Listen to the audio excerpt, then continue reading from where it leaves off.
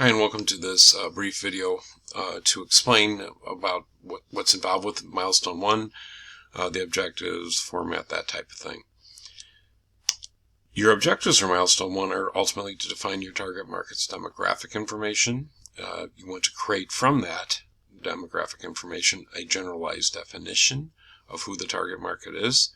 And from those pieces of information, define some psychographic elements, which will be a lot easier to do once you've done the first two steps.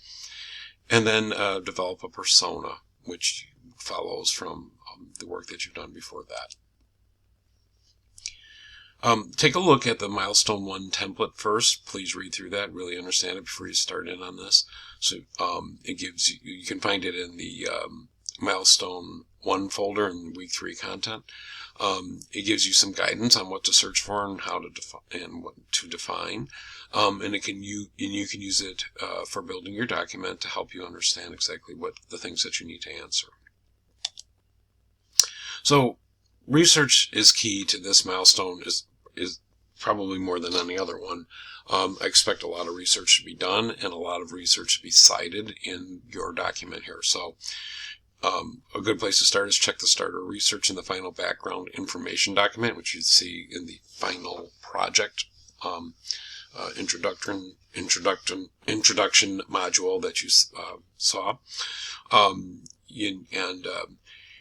When I say starter research, it gives you a little bit of background information, some things you can kind of grab onto and help you form some ideas about who the market is. And then from there, you're going to structure some Google searches, and they'll likely be sufficient for you to find enough information for you to do this project. So the starting point is with the demographic facts.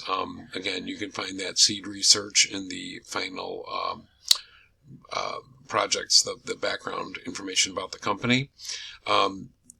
You get an idea of who the existing customer base is, targeted to get a framework, not necessarily all the specifics of what you need to do, but again, it gives you an idea of who the existing target market is. And then you're going to determine what variables to define. So you're going to define things like age. That's usually stated as a range. Gender, if one is dominant, and the word dominant, don't interpret that. Dominant just means it's the majority, not necessarily 90% or something like that. Okay. Income is also usually generally stated as a range. From the range that you find or the information you find, you might even back that up and come up with a generalized societal class type of definition. So middle class, upper middle class, those kinds of things. Those are usually pretty are okay to define who your target market is. You might find information about education level, the profession that the target is in. Kind of think of it in terms of management levels, a good way to sort of think about it. Marital status, again, if there's a predominant status, like having children, same type of thing. Home, coming up with a type, and location is not necessarily the geographic location as much as it is it in the suburbs? Is it in the, some other area? So anything you can do to help define it that way.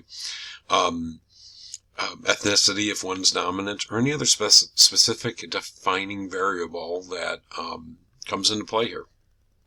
But make sure you really dig in and get as much research about who the buyer is for this type of product, and get as much information as you possibly can. As you do this research, take really good notes. Record all the source information, like the author, title, date, publication, anything else that's required for APA citation. Make sure you kind of make that as the header of your notes, and then take as many specific notes as you can, and then quote things from the research that you do. So when I say quote, you can actually bring those directly into your milestone. They will really strengthen the points that you're making. And then as you do the research, you're going to find there's a lot of research out there that you're going to get a little bit of information from. The vast majority of the rest of the research really isn't all that beneficial, so go ahead and leave it. Don't spend a lot of time on things that don't really matter for what we're trying to do right now, and that's define our target market. So get real specific as you can, and then generalize from it. Now, this seems kind of like a weird thing to do, but this is really, really going to help you with the work you're going to do later on as you finish the project. So, for example, if you find an age range of 30 to 45 years old, well, that's pretty much representative of a millennial. Okay, so we know that the generations have names: millennial, Gen X, Gen Z, you name it, baby boomers, all that stuff, right? So, but 30 to 45 years old is generally for a millennial. So use that as your generalized definition. Why does it matter? Because when you go to do further research, looking up information about millennials is just a lot easier to do than looking up information for 30 to 45-year-olds. I mean, years old people, just so that term millennial is really going to help you out. And it's really no worry if you're using the search to look at millennial. By and large, it covers what your research told you, is that these people are 30 to 45 years old. So, you're fine by doing it. It's just going to make the project a lot easier.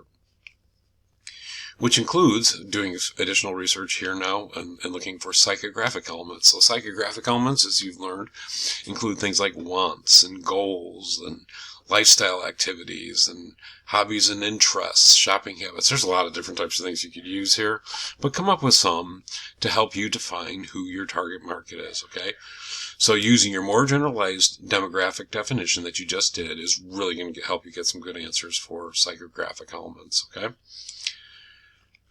Try to avoid being too general. It just is of no benefit to do that. So don't be too general and say everybody wants the thing, or just, most people want it.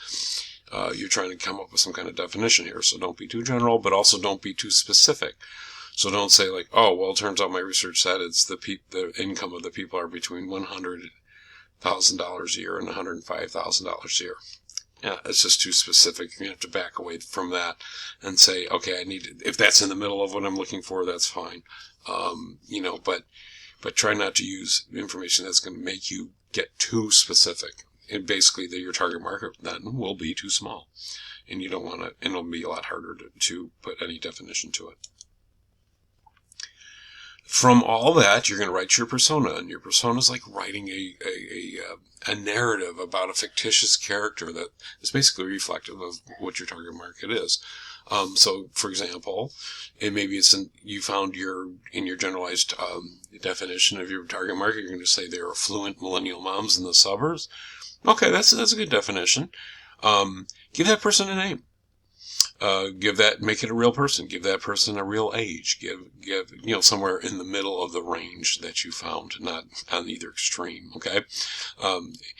Give her a representative location that she lives in. And it doesn't matter wherever you can pick one as long as it's representative of where they live. Is she married? Name her husband. If she has kids, name her kids. Talk about them. So, excuse me. Demographic ranges are typical. So like saying 30 to 45 years old, just make sure you're picking something in the middle. So my persona is 38 years old, for example. That would fit the bill just perfectly.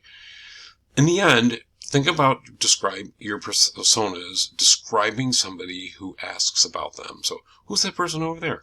Oh, that person there? Her name is, and then you've just gone to some kind of a narrative of who that person is, everything that you know about them. So it's really kind of the same type of thing, and that's what your persona wants. You want your persona to read like. You might find as you do further research, as you go down the line on the project, that you're going to find a little more information that'll help you tweak or kind of fine tune who your target market is. Go ahead and use that information to reshape the target market that you define. You're not likely, in fact, if you're heading down this path, please let me know right away. You're not going to rewrite who the target market is. It's just kind of fine-tuning, tweaking it. So when you do that, feel free to use that information. I fully encourage you to actually update your definitions. So when you're done, you're going to have a milestone document that will be around 3 pages long, single-spaced in paragraph forms. insert tables in if you can, because they really do help you, show what you found out. Make sure your citations are correct through the whole thing. Double check that before you're done, because it's an important part of your grade. Okay? And it's just the right thing to do. So here's an outline to follow. Your very first thing you want to do is list and briefly define your target market's demographics. Have at least 5 of them. Age, whichever ones you pick. Okay. List and briefly define your target market psychographics. Okay. Same type of thing. Then put down your statement of who your target market is with the more generalized information. It's basically a paragraph long. Clearly define a persona of that individual. Describing the target market, that will be about a paragraph long as well. And then you're going to reference, you have a reference list of all of your research sources, which you can have several of, and make sure that those are properly listed. And proper citation includes doing in-text citations. If you have any questions about anything like that, let me know, or I can direct you to the library one way or another. So in the end, when you're done with this, you're going to save your document as Milestone One and with your name attached to it. And there's an assignment folder set up in D2L right now for Milestone One. Just drop it in there. It's like a drag and drop thing. So it's going to be one of two things. It's going to be a Word document or a Word compatible document, or it's going to be a PDF file. Okay, those are the only forms acceptable to turn in. All right. I'll give you feedback in the grading process, and you should use that information to reshape your documents. Kind of like doing a resubmission without doing the resubmission. You're going to go ahead and edit it and change it, because you will, in fact, resubmit this when you put it all together and use it in your final plan submission. Okay?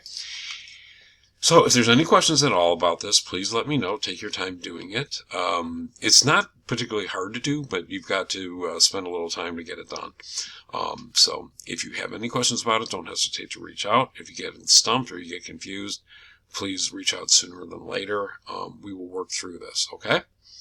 I wish you the best of luck, and I look forward to reading your submissions.